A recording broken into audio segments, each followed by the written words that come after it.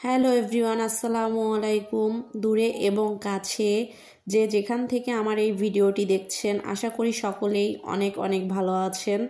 আজকে আমি যেভাবে বাঁধাকপি ভাজি করি ওইটাই আপনাদের সাথে শেয়ার করব। প্রথমে আমি বাঁধাকপিটাকে ভালো করে চিকন চিকন করে কেটে নিয়েছি। এটাকে আমি ভালো করে ধুয়ে পানি ঝরিয়ে নিয়েছি। চুলাতে আমি একটা কড়াই বসিয়ে দিয়ে ধুয়ে রাখা বাঁধাকপিগুলো দিয়ে দিচ্ছি পরিমাণ মতন লবণ এবং দিয়ে দিব রঙের জন্য হলুদের গুঁড়া। এখন আমি এটাকে একটু ভালো করে নেড়ে মিশিয়ে নিব। এটা সিদ্ধ হওয়ার জন্য আমি আলাদা করে কোনো পানি ব্যবহার করব না। ঢাকনা দিয়ে ঢেকে কিছুক্ষণ রাখলে এর মধ্য দিয়ে যে পানিটা বের হবে ওটাতে আমি বাঁধাকপিটাকে সিদ্ধ করে নিব। আপনারা চাইলে এখানে পানি ব্যবহার করতে পারেন। আমি বাঁধাকপিটাকে সিদ্ধ করে নিয়েছি।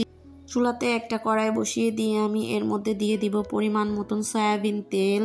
তেলটাকে আমি গরম করে নিয়ে দিয়ে দিচ্ছি রসুন কুচি এবং দিয়ে দিব পেঁয়াজ কুচি এবং কাঁচামরিচ আমি মাঝখান থেকে কেটে দিয়ে দিয়েছি।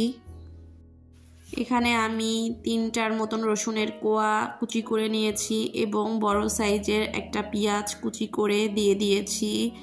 আর মরিচটা আপনারা আপনাদের স্বাদ মতন দিবেন। এখন আমি পেঁয়াজ, রসুন এবং মরিচটাকে ভেজে নিয়ে এর মধ্যে দিয়ে দিব ডিম। আমি এখানে 2টা ডিম দিয়ে দিয়েছি, আপনারা চাইলে একটাও দিতে পারেন।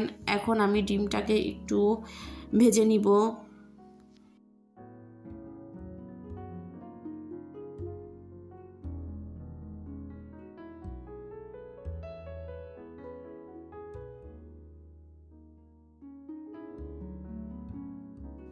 এটাকে আমি কিছুক্ষণ ভেজে নিয়ে এর মধ্যে আগে থেকে সিদ্ধ করে রাখা বাঁধাকপিগুলো দিয়ে দিব।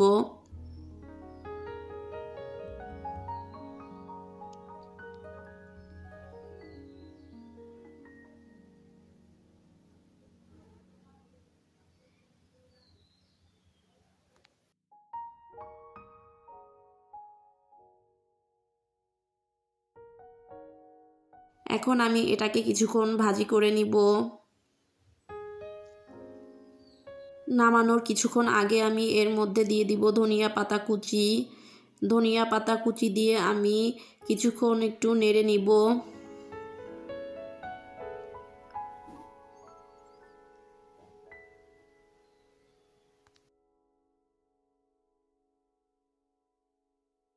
তৈরি হয়ে গেল খুবই সহজে বাঁধাকপি ভাজি।